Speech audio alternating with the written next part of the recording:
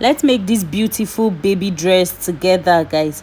So if you want to learn how to make this dress, you can see how cute it looks on this baby girl. So let's go ahead and make this along with me, because I have scrap fabrics that I'm going to be using. So they are left over from other projects that I've previously done. So that's what I'm going to be putting together. If you have waste, do not waste them. Use them for your baby's clothes like this. So hey guys, welcome back to my channel. My name is Timmy Kemza James, for those who are meeting me for the first time.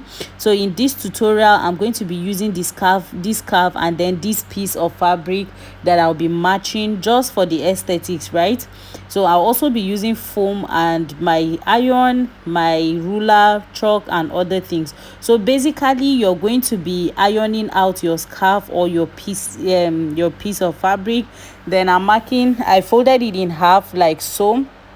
Then I'm marking the length of the blouse and then the chest area of the child, right? So that's the chest area from the shoulder to the chest area that I'm marking, or the armhole. So by the time I'm done marking that, you can see I'll go further to mark so that I can rule it out as well. So I'll just go ahead and rule that out. That's the shoulder. Then I'll rule the chest as well. Then I'll come ahead to continue my drafting. So this chalk is not coming out as obvious as I would prefer it to be. The third line is just the waist area, right? That's a little bit below. So just follow me, you would understand. Even though the chalk is not that pronounced, I don't know why it wasn't showing properly.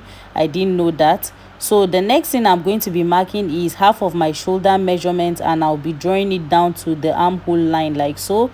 Then I'll mark my 1-inch shoulder slant. So for this child, the measurement I'm using is the shoulder. I'm using 6 inches. Then I put my shoulder slant to be 1 inch, then 6 inches as well. Then I just went ahead to do the same thing on the waistline. What I have on I marked my bust, and then what I have on the bust is what I added on the waist because it's a child. Then I just flayed it out, right? So you can basically cut this outfit even without taking measurements, right? So I marked my neckline. This is the back of the outfit we are making. I'm cutting the back first. So the neck was just 1 inch. The depth of the neck was just 1 inch by 2.75, right? Then I made that 1 inch. I curved it by 1 inch on the hem. You can omit that step, is not compulsory. So I just went ahead to fold this fabric again. Then I'm going to give it a nice press. Pressing it is very important to what I'm doing, guys. So I just laid out the back panel on top of what I have. So this will be the front panel. I'm leaving out about 2.5 inches on the front, the center front, right? And then I'm going to follow it to cut everything out as well, leaving out that 2.5 inches, which I'm going to be using as decorative on the front side of the outfit, right? So what I'm going to do is notch the point that I left there. I'll just put a notch there, and then I'll use my chalk to follow it and trace it out, right? Then I'll give it another press so that everything lies nicely. So you can see this is my fabric, my front and my back panel, right? Then I'm marking 3 inches depth for the neckline. Then I'm cutting it out. That front part that I left, I just left that place like this. I'll later trim it off. What I'm going to do now is to fold it on the right side like so, right? So this is the right side of the fabric. I'm giving it a nice press because I'm going to sew this point downwards straight before I come to cut my sewing my lining. So on my sewing machine, that place that I put a notch, or the 2.5 inches I left in front of the fabric, that is more or less like a zipper allowance, but I'm not using a zipper.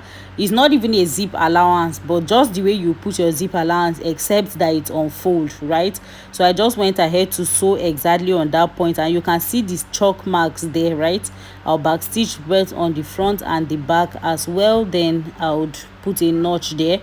Now I'm going to measure around 4 inches from my neckline downwards, right, and make a mark there. Then I'm going to create an opening or a loop. You can use your buttonhole machine, but I don't have a buttonhole. The reason is because of the design I'm going to be passing through. So I just went ahead to mark that, and I'm going to sew it just like I sew my I'll just sew it round so that because I'm going to tear the middle point open so that I can pass that decorative bow that you see in front of the dress in the initial picture. That's where it's going to be.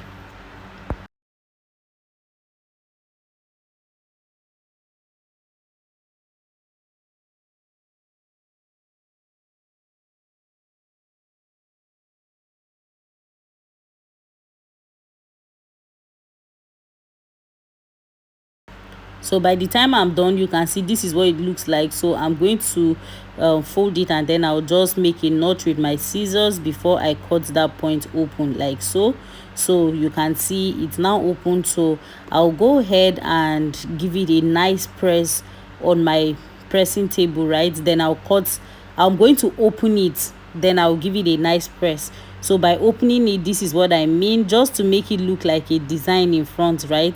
Then you have to be careful, and then you press it properly. Then I'll go ahead and trim off that excess that I have there. Then I'll go ahead and cut out lining. Now I'm going to cut out this foam, which measures 7 by 12, is a 1-inch foam.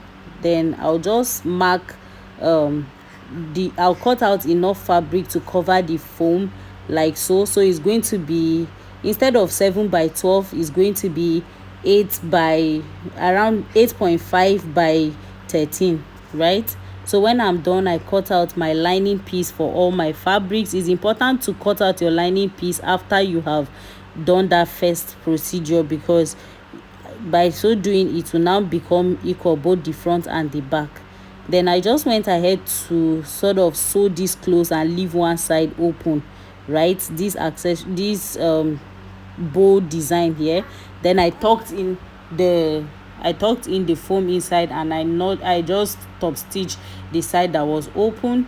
Now I tried to sew in between the middle to create the bow, but it cracked my needle, guys. So I'm just going to go ahead and use thread to tie the bow like this, so that it forms that bow. And because of the foam that is inside of it, you can see how beautiful the bow looks, right? So that place that I left open is where I'm going to eventually pass the bow. By the time I did this and I came to continue sewing, I was finding it really difficult to go ahead and sew, so I had to remove it later on.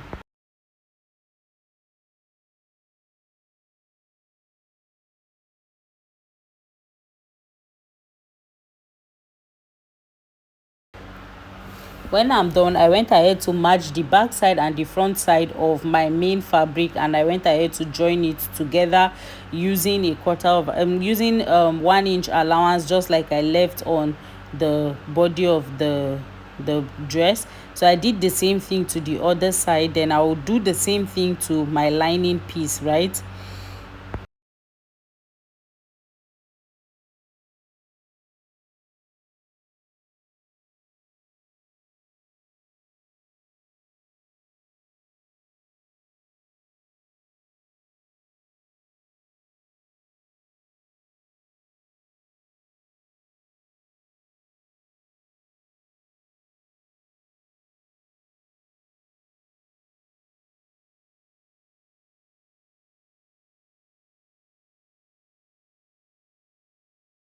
When I'm done with the lining, I'm joining the back neckline together like so, and I'm going ahead to sew the neckline like so. Then I make a notch all through, and I'm going to go ahead and top stitch, pushing all my sewing allowance to the lining side, and I'll top stitch everything nicely on the lining, right? So this is what the back side looks like, right? So now what I'm going to do is I just grabbed in a rope like so, because I want to make like an opening, so that at the center back, so that it's easier to wear since there is no zipper on it. So I just want that rope to be able to tie so that it closes the rope, right? So I'm going to sew about 3.5 or 4 inches long on the center back, and I'll sew it on the other side as well. Then I open up the hole, so there's like a 1 millimeter gap in between. I notch the neckline point and then I turn it over, so you can see this is what the rope looks like, right? So this rope, I just cut out the hem from the scarf that I used as the fabric to make this. So it's not like I made the rope from fresh again. Then I went ahead to sew the neckline of the front side of the dress, right? I just went ahead to sew the neckline like so. So this is the reason why it's important to cut out your lining after you have cut out the main fabric and sewed that centerpiece, because the centerpiece would help when you iron it. That's when you get your exact measurements for your lining. Then I top stitched the neck as well, and I turned it back to the right side, and this is what is looking like. Everything is coming out nicely, right?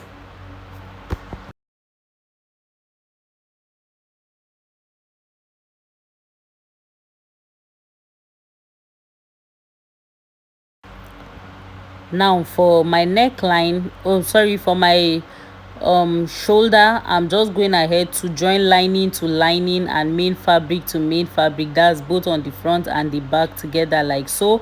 And I'm going to go ahead and sew, but I'll make sure that the point where the lining stops is and where the main fabric stops, I'll make sure it matches properly. Then I'll go ahead and pin it down so that I don't have mistakes before I go ahead and join the shoulder. I understand that sometimes this is not the method I use to join shoulder, or many designers use to join shoulder, but there's a reason why I'm using this method, so that I can fix my sleeve and have everything sandwiched on the inner part of my fabric, right? So that I don't have any raw edges outside, so that to overlock.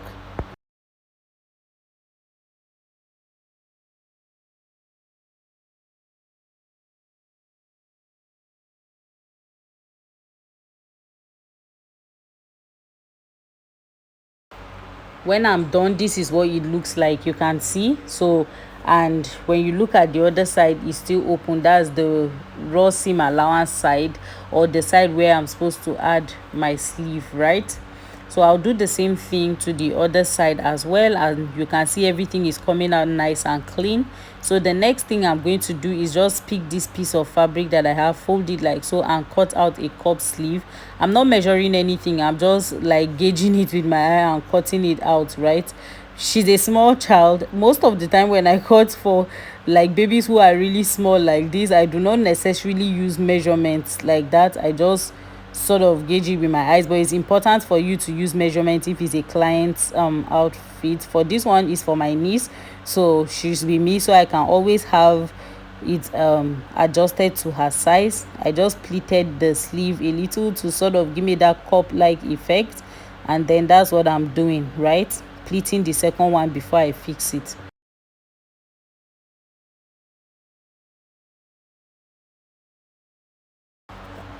Now by the time I'm done, I'll just push the lining backwards, and on the right side of the shoulder, I'll match right side to right side of the shoulder and the sleeve together, and I'm going to sew the sleeve down. Now the sleeve is not going to go all the way to the under side or the armpit area, so it's just going to be a cup sleeve. So that's what I'm just going to go ahead and join like so. I'll fix the both sleeves and then we'll come back to continue.